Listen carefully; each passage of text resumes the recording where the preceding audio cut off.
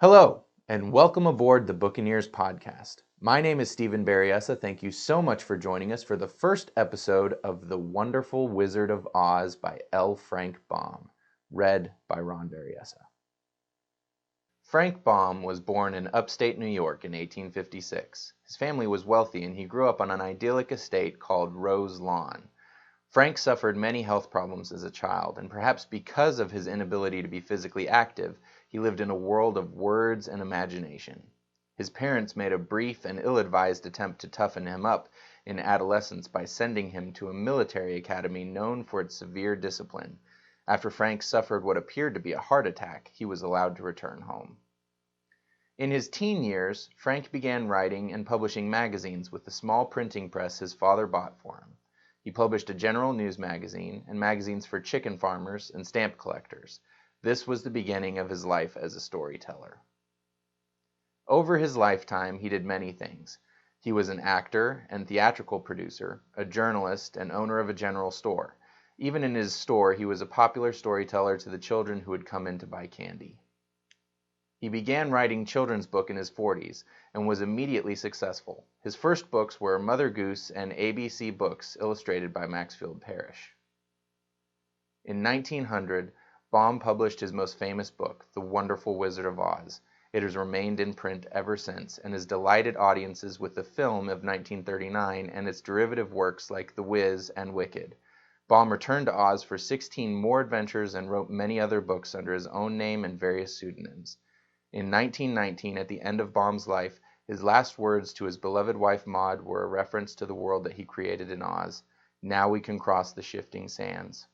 In the introduction to one of his Oz books, Baum wrote, "Imagination has given us the steam engine, the telephone, the talking machine, and the automobile. For these things had to be dreamed of before they became realities. So I believe that daydreams with your eyes wide open are likely to lead to the betterment of the world. The imaginative child will become the imaginative man or woman most apt to create, to invent, and therefore to foster civilization. A prominent educator tells me that fairy tales are of untold value in developing imagination in the young. I believe it." Baum wrote the first truly homegrown American fairy tale when he wrote The Wonderful Wizard of Oz. Generations of readers and movie viewers have joined Dorothy the Tin Man, the Cowardly Lion, and the Scarecrow on their adventures in Oz, which Baum whimsically named for the label of his filing cabinet, O to Z. And surely their imaginations are richer for it. We hope you enjoy your trip with us on the Yellow Brick Road.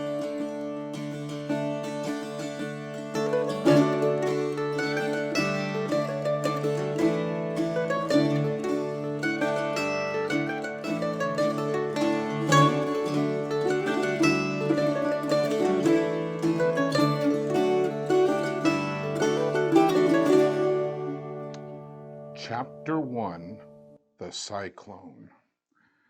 Dorothy lived in the midst of the great Kansas prairies with Uncle Henry, who was a farmer, and Aunt Em, who was the farmer's wife.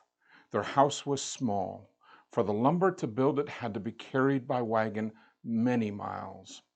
There were 4 walls, a floor, and a roof, which made one room. And this room contained a rusty-looking cooking stove, a cupboard for the dishes, a table, 3 or 4 chairs, and the beds. Uncle Henry and Aunt Em had a big bed in one corner, and Dorothy a little bed in another corner. There was no garret at all, and no cellar, except a small hole dug in the ground called a cyclone cellar, where the family would go in case of one of those great whirlwinds arose, mighty enough to crush any building in its path. It was reached by a trap door in the middle of the floor, from which a ladder led down into a small, dark hole. When Dorothy stood in the doorway and looked around, she could see nothing but the great gray prairie on every side. Not a tree nor a house broke the broad sweep of flat country that reached the end of the sky in all directions. The sun had baked the plowed land into a gray mass, with little cracks running through it. Even the grass was not green, for the sun had burned the tops of the long blades until they were the same gray color to be seen everywhere. Once the house had been painted, but the sun blistered the paint, and the rains washed it away, and now the house was as dull and gray as everything else. When Aunt Em came there to live, she was a young, pretty wife. The sun and wind had changed her, too. They had taken the sparkle from her eyes and left them a sober gray. They had taken the red from her cheeks and lips, and they were gray also. She was thin and gaunt and never smiled. When Dorothy, who was an orphan, first came to her, Aunt Em had been so startled by the child's laughter that she would scream and press her hand upon her heart whenever Dorothy's merry voice reached her ears. And she still looked at the little girl with wonder that she could find anything to laugh at. Uncle Henry never laughed. He worked hard from morning till night and did not know what joy was. He was gray also, from his long beard to his rough boots, and he looked stern and solemn and rarely spoke. It was Toto that made Dorothy laugh and saved her from growing as gray as her other surroundings. Toto was not gray. He was a little black dog with long silky hair and small black eyes that twinkled merrily on either side of his funny wee nose. Toto played all day long, and Dorothy played with him and loved him dearly. Today, however, they were not playing. Uncle Henry sat upon the doorstep and looked anxiously at the sky, which was ever grayer than usual. Dorothy stood in the door with Toto in her arms and looked at the sky too. Aunt Em was washing dishes. From the far north, they heard a low wail of the wind, and Uncle Henry and Dorothy could see where the long grass bowed in the waves with the coming storm. There now came a sharp whistling in the air from the south, and as they turned their eyes that way, they saw ripples in the grass coming from that direction also. Suddenly, Uncle Henry stood up. "There's a cyclone coming, Em," he called to his wife. "I'll go look after the stock." Then he ran towards the sheds where the cows and horses were kept. Aunt Em dropped her work and came to the door. One glance told her of the danger close at hand. "Quick, Dorothy," she screamed, "run for the cellar." Toto jumped out of Dorothy's arms and hid under the bed, and the girls started to get him. Aunt Em, badly frightened, threw open the trap door in the floor and climbed down the ladder into the small, dark hole. Dorothy caught Toto at last and started to follow her aunt. When she was halfway across the room, there came a great shriek from the wind, and the house shook so hard that she lost her footing and sat down suddenly upon the floor. A strange thing then happened. The house whirled around 2 or 3 times and rose slowly through the air. Dorothy felt as if she was going up in a balloon. The north and south winds met where the house stood and made it the exact center of the cyclone. In the middle of a cyclone, the air is generally still, but the great pressure of the wind on every side of the house raised it up higher and higher until it was at the very top of the cyclone. And there it remained, and was carried miles and miles away as easily as you could carry a feather. It was very dark, and the wind howled horribly around her, but Dorothy found that she was riding quite easily. After the first few whirls around, and one other time when the house tipped badly, she felt as if she were being rocked gently, like a baby in a cradle. Toto did not like it. He ran around the room, now here, now there, barking loudly, but Dorothy sat still on the floor and waited to see what would happen. Once Toto got too near the open trap door and fell in. At first, the little girl thought she had lost him, but soon she saw one of his ears sticking up through the hole, for the great pressure of the air was keeping him up so that he could not fall. She crept to the hole, caught Toto by the ear, and dragged him into the room again, afterwards closing the trapdoor so that no more accidents could happen. Hour after hour passed away, and slowly Dorothy got over her fright, but she felt quite lonely, and the wind shrieked so loudly all about her that she nearly became deaf. At first, she had wondered if she would be dashed to pieces when the house fell again, but as the hours passed and nothing terrible happened, she stopped worrying and resolved to wait calmly and see what the future would bring. At last, she crawled over to the swaying floor to her bed and sat down upon it, and Toto followed and laid down beside her. In spite of the swaying of the house and the wailing of the wind, Dorothy soon closed her eyes and fell fast asleep. Chapter 2: The Council with the Munchkins. She was awakened by a shock, so sudden and severe that if Dorothy had not been lying on the soft bed, she might have been hurt. As it was, the jar made her catch her breath and wonder what had happened. And Toto put his cold little nose into her face and whined dismally. Dorothy sat up and noticed that the house was not moving, nor was it dark, for the bright sunshine came in the window, flooding the little room.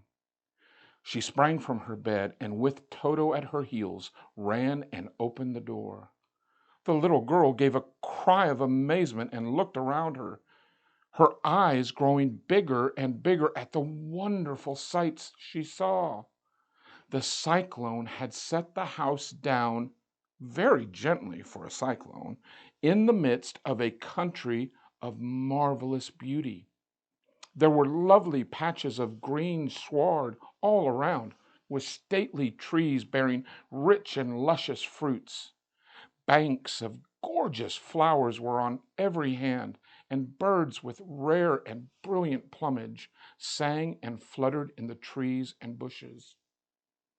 A little way off was a small brook rushing and sparkling along between green banks and murmuring in a voice very grateful to a little girl who had lived so long on the dry, gray prairies. When she stood looking eagerly at the strange and beautiful sights, she noticed coming toward her a group of the queerest people she had ever seen. They were not as big as the grown folk she had always been used to, but neither were they very small. In fact, they seemed about as tall as Dorothy, who was a well-grown child for her age, although they were, as far as looks go, many years older. 3 were men and 1 a woman, and all were oddly dressed. They wore round hats that rose to a small point a foot above their heads, with little bells along the brims that tinkled sweetly as they moved. The hats of the men were blue. The little woman's hat was white, and she wore a white gown that hung in pleats from her shoulders. Over it were sprinkled little stars that glistened in the sun like diamonds. The men were dressed in blue, of the same shade as their hats, and wore well-polished boots with a deep roll of blue at their tops. The men, Dorothy thought, were about as old as Uncle Henry, for 2 of them had beards, but the little woman was doubtless much older. Her face was covered with wrinkles, her hair was nearly white, and she walked rather stiffly. When these people drew near the house where Dorothy was standing in the doorway, they paused and whispered amongst themselves, as if afraid to come further. But the little old woman walked up to Dorothy, made a low bow, and said in a sweet voice, "You are welcome, most noble sorceress, to the land of the Munchkins. We are so grateful to you for having killed the wicked witch of the East and for setting our people free from bondage." Dorothy listened to this speech with wonder. What could the little woman possibly mean by calling her a sorceress and saying that she had killed the Wicked Witch of the East? Dorothy was an innocent, harmless little girl who had been carried by a cyclone many miles from home, and she had never killed anything in her life. But the little woman evidently expected her to answer, so Dorothy said with hesitation, "You are very kind, but there must be some mistake. I have not killed anything." "Well, your house did anyway," replied the little old woman with a laugh. "And that is the same thing. See?" she continued, pointing to the corner of the house. "There are her 2 toes, still sticking out from under a block of wood." Dorothy looked and gave a little cry of fright. There indeed, just under the corner of the great beam the house rested on, 2 feet were sticking out, shod in silver shoes with pointed toes. "Oh dear! Oh dear!" cried Dorothy, clasping her hands together in dismay. "The house must have fallen on her. Whatever shall we do?" "Oh, there is nothing to be done," said the little woman calmly. "But who is she?" asked Dorothy. "She is the Wicked Witch of the East, as I said," answered the little woman. "She has held all the Munchkins in bondage for many years, making them slave for her night and day. Now they are all set free and are grateful to you for the favor." "Who are the Munchkins?" inquired Dorothy. "They are the people who live in this land of the East, where the Wicked Witch ruled." Are you a Munchkin?" asked Dorothy. "No, but I am their friend, although I live in the land of the North. When they saw the Witch of the East was dead, the Munchkins sent a swift messenger to me, and I came at once. I am the Witch of the North." "Oh, gracious!" cried Dorothy. "Are you a real witch?" "Yes, indeed," answered the little woman, "but I am a good witch, and the people love me. I am not as powerful as the Wicked Witch who ruled here, or I should have set the people free myself." "But I thought all witches were wicked," said the girl, who was half frightened at facing a real witch. "Oh, no, that is a great mistake. There are only 4 witches in all the land of Oz, and 2 of them, those who live in the North and the South, are good witches. I know this is true, for I am one of them myself, and cannot be mistaken. Those who dwelt in the East and the West were, indeed, wicked witches. But now that you have killed one of them, there is but one wicked witch in all the land of Oz, the one who lives in the West."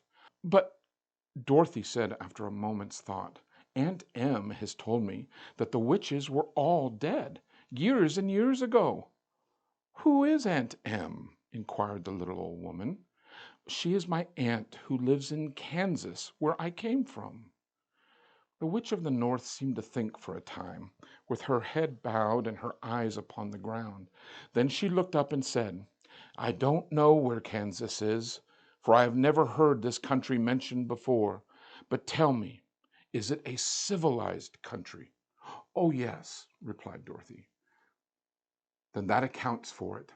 In the civilized countries, I believe there are no witches left, nor wizards, nor sorceresses, nor magicians. But you see, the land of Oz has never been civilized, for we are cut off from all the rest of the world. Therefore, we still have witches and wizards amongst us." "Well, who are the wizards?" asked Dorothy. "Oz himself is a great wizard," answered the witch, sinking her voice to a whisper. "He is more powerful than all the rest of us together, and he lives in the City of Emeralds." Dorothy was going to ask another question, but just then the Munchkins, who had been standing silently by, gave a loud shout and pointed to the corner of the house where the Wicked Witch had been lying.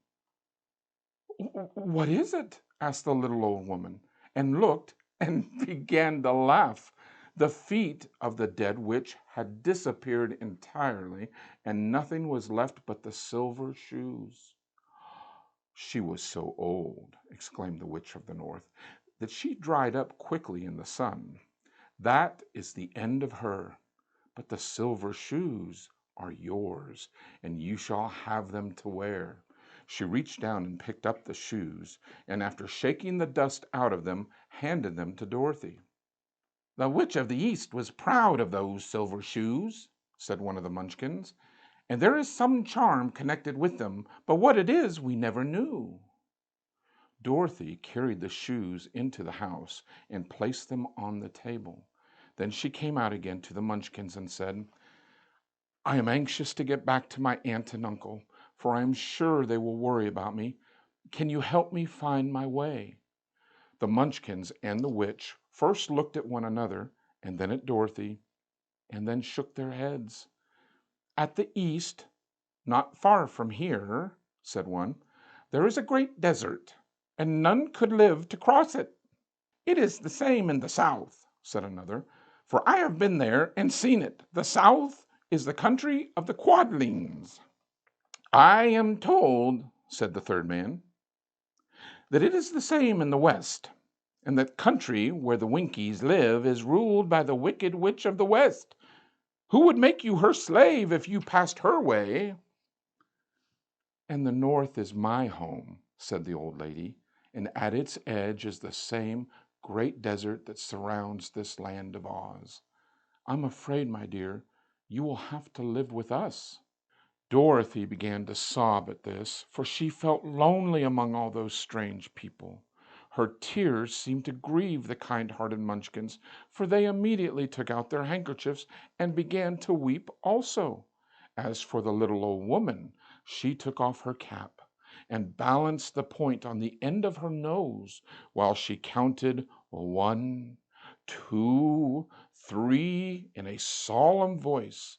At once the cap changed into a slate on which was written in big white chalk marks, Let Dorothy go to the City of Emeralds. The little old woman took the slate from her nose, and having read the words on it, asked, Is your name Dorothy, my dear? Yes, answered the child, looking up and drying her tears. Then you must go to the City of Emeralds. Perhaps Oz will help you. Where is this city? Asked Dorothy. It is exactly in the center of the country and is ruled by Oz, the great wizard I told you of. Is he a good man? Inquired the girl anxiously. He is a good wizard. Whether he is a man or not, I cannot tell, for I have never seen him. How can I get there? Asked Dorothy. You must walk. It is a long journey through a country that is sometimes pleasant and sometimes dark and terrible. However, I will use all the magic arts I know of to keep you from harm. Won't you go with me? Pleaded the girl, who had begun to look upon the little old woman as her only friend. No, I cannot do that, she replied, but I will give you my kiss, and no one will dare injure a person who has been kissed by the Witch of the North. She came close to Dorothy and kissed her gently on the forehead. Where her lips touched the girl, they left a round, shining mark, as Dorothy found out soon after. The road to the City of Emeralds is paved with yellow brick, said the witch, so you cannot miss it. When you get to Oz, do not be afraid of him, but tell your story and ask him to help you. Goodbye, my dear. The three Munchkins bowed low to her and wished her a pleasant journey, after which they walked away through the trees. The witch gave Dorothy a friendly little nod, whirled around on her left heel 3 times, and straightway disappeared, much to the surprise of little Toto, who barked after her loudly enough when she had gone, because he had been afraid even to growl while she stood by.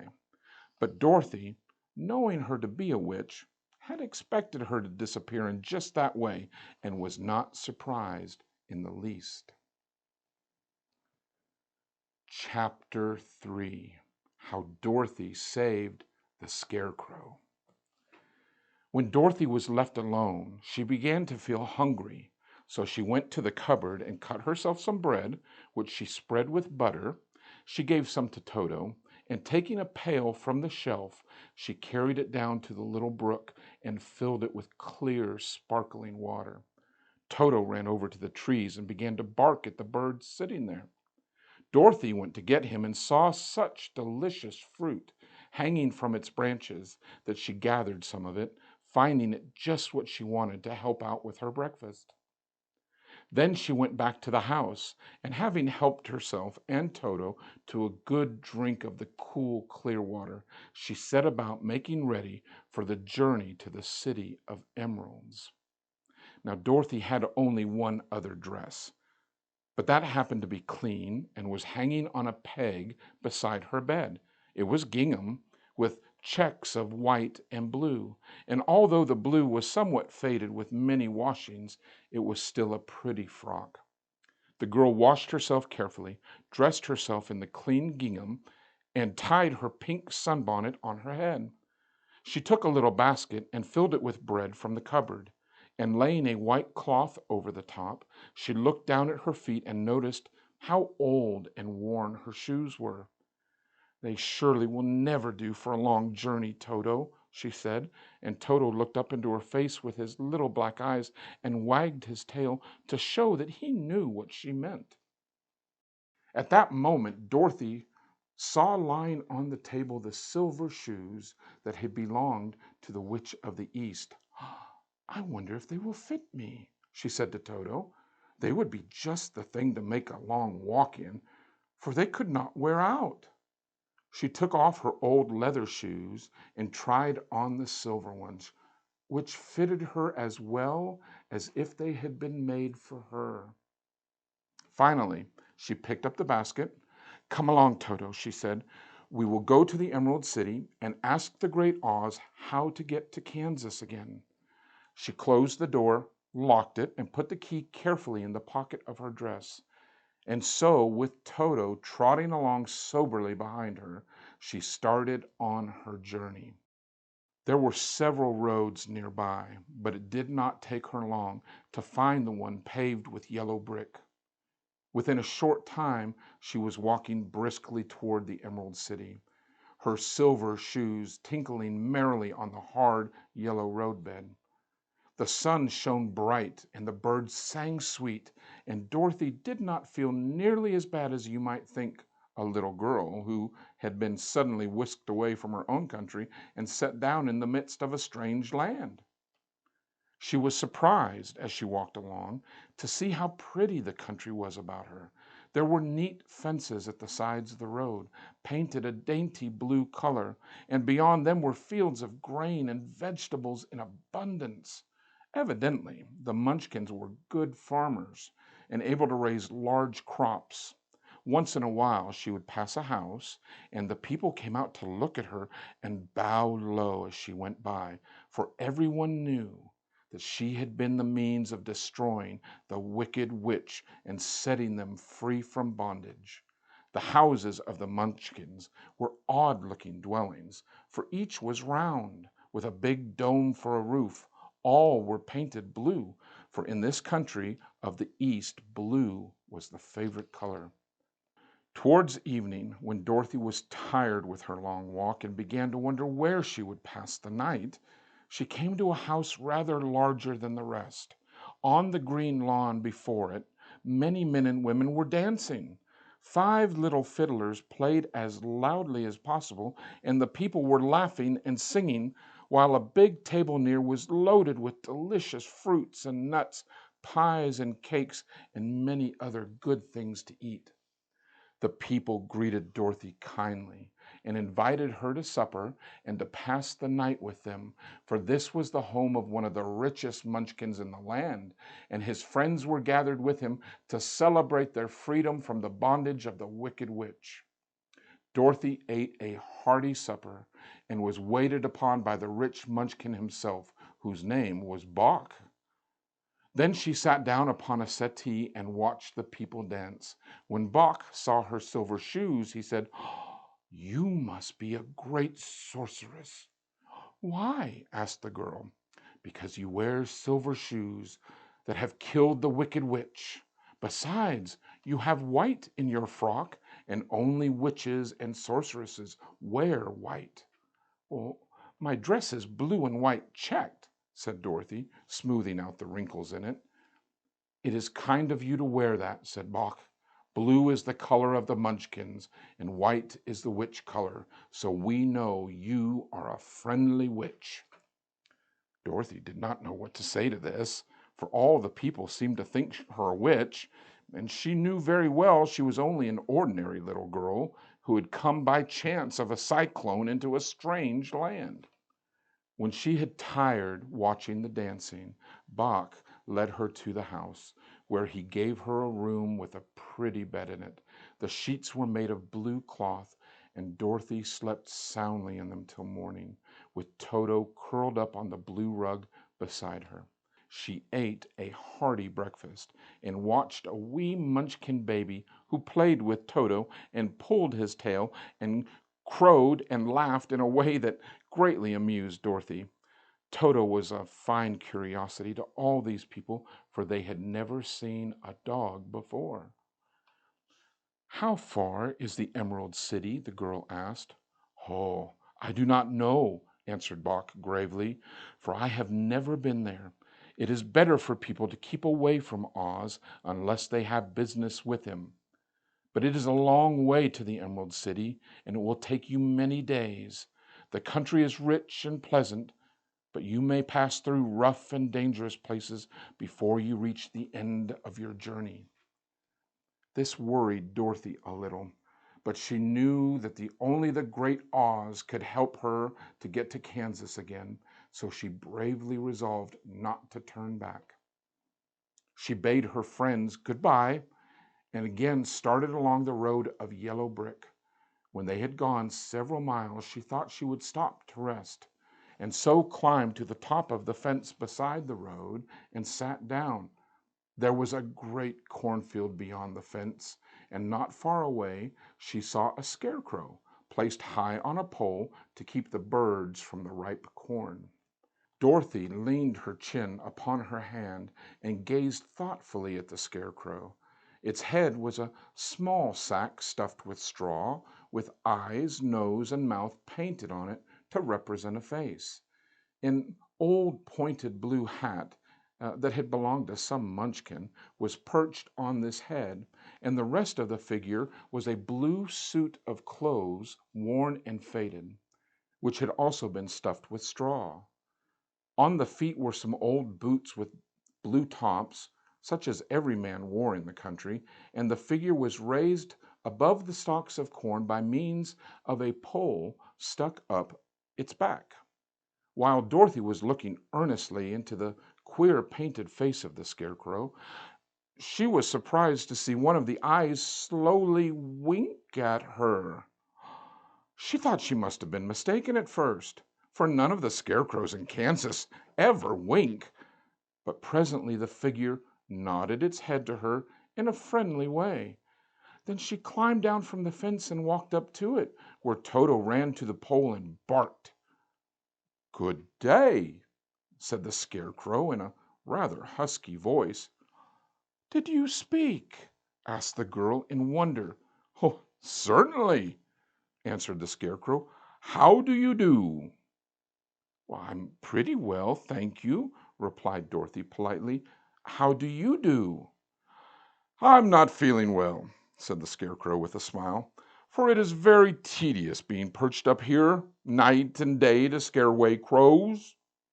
"Well, can't you get down?" asked Dorothy. "No, for this pole is stuck up my back, and if you would please take away the pole, I will be greatly obliged to you." Dorothy reached up with both hands and lifted the figure off the pole, for being stuffed with straw, it was quite light. "Thank you very much," said the Scarecrow when he had been set down on the ground. "I feel like a new man." Dorothy was puzzled at this, for it sounded queer to hear a stuffed man speak, and to see him bow and walk along beside her. "Who are you?" asked the Scarecrow, when he had stretched himself and yawned. "And where are you going?" "My name is Dorothy," said the girl, "and I'm going to the Emerald City to ask the Great Oz to send me back to Kansas." "Where is the Emerald City?" he inquired. "And who is Oz?" "Why, don't you know?" she returned in surprise. "No, indeed. I don't know anything. You see, I am stuffed, and I have no brains at all," he answered sadly. "Oh," said Dorothy, "I am awfully sorry for you." "Do you think," he asked, "if I go to the Emerald City with you, that the Great Oz would give me some brains?" "I cannot tell," she returned, "but you may come with me if you like. If Oz will not give you any brains, you will be no worse off than you are now." "That is true," said the Scarecrow. "You see," he continued confidently, "I don't mind my legs and arms and body being stuffed because I cannot get hurt. If anyone treads on my toes or sticks a pin in me, it doesn't matter, for I can't feel it. But I do not want people to call me a fool. And if my head stays stuffed with straw instead of with brains as yours is, how am I ever to know anything?" "I understand how you feel," said the little girl, who was truly sorry for him. "If you will come with me, I'll ask Oz to do all he can for you." "Thank you," he answered gratefully. They walked back to the road. Dorothy helped him over the fence, and they started along the path of yellow brick for the Emerald City. Toto did not like this new addition to the party at first. He smelled around the stuffed man as if he suspected there might be a nest of rats in the straw, and he often growled in an unfriendly way at the Scarecrow. "Don't mind Toto," said Dorothy to her new friend. "He never bites." "Oh, I'm not afraid," replied the Scarecrow. "You can't hurt the straw. Do let me carry that basket for you. I shall not mind it, for I can't get tired. I'll tell you a secret," he continued as he walked along. "There is only one thing in the world that I am afraid of." "What is that?" asked Dorothy. "The Munchkin farmer who made you?" "Oh, no," answered the Scarecrow. "It's a lighted match." Chapter 4: The Road Through the Forest.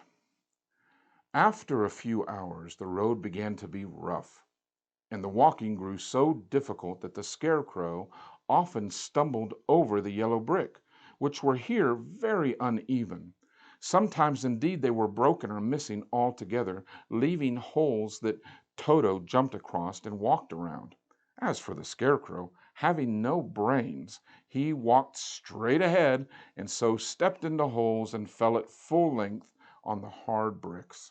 It never hurt him, however, and Dorothy would pick him up and set him upon his feet again, while he joined her in the laughing merrily at his own mishap. The farms were not nearly so well cared for here as they were further back. There were fewer houses and fewer fruit trees, and the farther they went, the more dismal and lonesome the country became. At noon, they sat down by the roadside near a little brook, and Dorothy opened her basket and got out some bread. She offered a piece to the Scarecrow, but he refused. "I'm never hungry," he said, "and it is a lucky thing I am not, for my mouth is only painted, and if I should cut a hole in it so I could eat, the straw I am stuffed with would come out, and would spoil the shape of my head." Dorothy saw at once that this was true, so she only nodded and went on eating her bread. "Tell me something about yourself and the country you come from," said the Scarecrow when she had finished her dinner. So she told him all about Kansas and how gray everything was there, and how the cyclone had carried her to this queer land of Oz. The Scarecrow listened carefully and said, I cannot understand why you should wish to leave this beautiful country and go back to the dry, gray place you call Kansas. That is because you have no brains, answered the little girl. No matter how dreary and gray our homes are, we people of flesh and blood would rather live there than in any other country, be it ever so beautiful. There is no place like home. The Scarecrow sighed. Of course, I cannot understand it, he said. If your heads were stuffed with straw like mine, you would probably all live in the beautiful places, and then Kansas would have no people at all. It is fortunate for Kansas that you have brains. Won't you tell me a story while we are resting? Asked the child. The Scarecrow looked at her reproachfully and answered, My life has been so short that I really know nothing whatever. I was only made day before yesterday.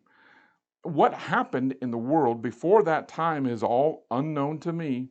Luckily, when the farmer made my head, one of the first things he did was to paint my ears. So I heard what was going on. There was another Munchkin with him, and the first thing I heard from the farmer saying, how do you like these ears? They aren't straight, answered the other.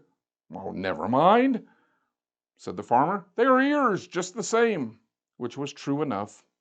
Now I'll make the eyes, said the farmer. So he painted my right eye, and as soon as he was finished, I found myself looking at him and at everything around me with a great deal of curiosity, for this was my first glimpse of the world.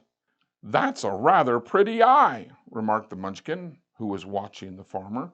Blue paint is just the color for eyes.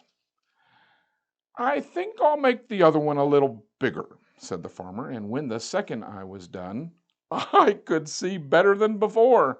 Then he made my nose and my mouth, but I did not speak, because at that time I didn't know what a mouth was for. I had the fun of watching them make my body and my arms and my legs, and when they fastened on my head at last, I felt very proud, for I thought I was as good a man as anyone. This fellow will scare away the crows fast enough, said the farmer. He looks just like a man. Why, he is a man, said the other, and I quite agreed with him. The farmer carried me under his arm to the cornfield and set me on a tall stick where you found me. He and his friends soon walked away and left me alone.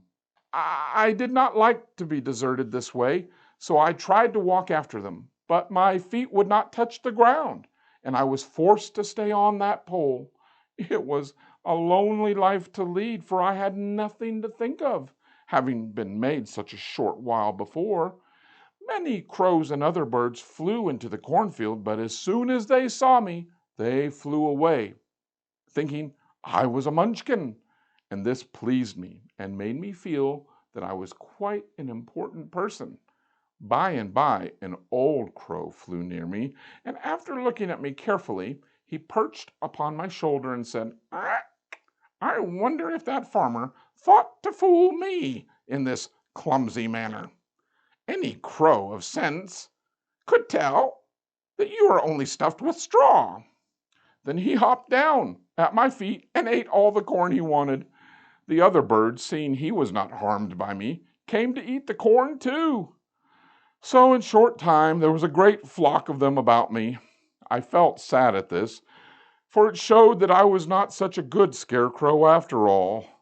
But the old crow comforted me, saying, If you only had brains in your head, you would be as good a man as any of them, and a better man than some of them. Brains are the only things worth having in this world, no matter whether one is a crow or a man. And after the crows had gone, I thought this was over, and decided I would try hard to get some brains. By good luck, You came along and pulled me off the stake. And from what you say, I am sure the great Oz will give me brains as soon as we can get to the Emerald City."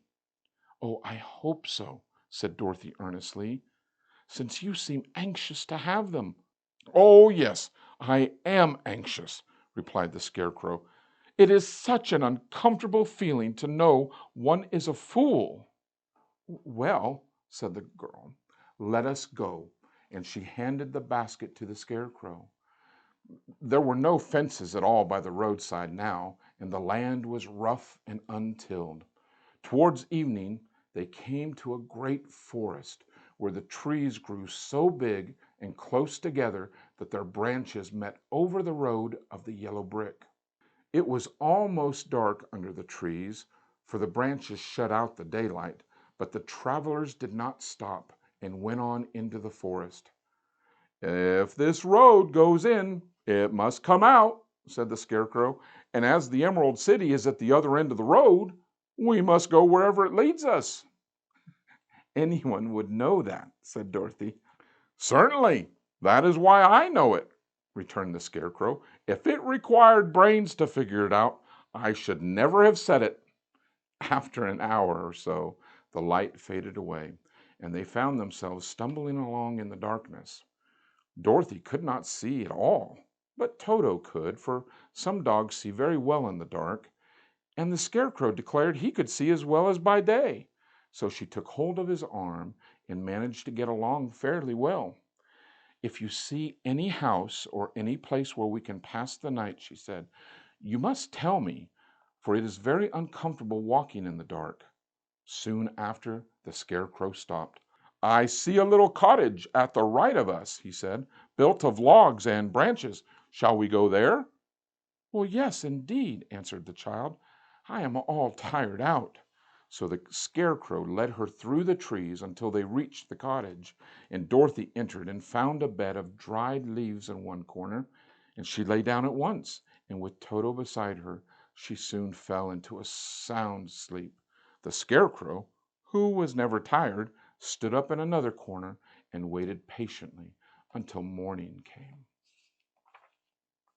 Thanks again for joining us. If you liked what you heard, please hit the buttons below, give us a like and a subscribe, and hit that bell icon so you get notified whenever we drop a new video. You can follow the links to find us on Facebook, Instagram, and Twitter. Please share us with your friends and family, and join us next time for the next episode of the Buccaneers podcast.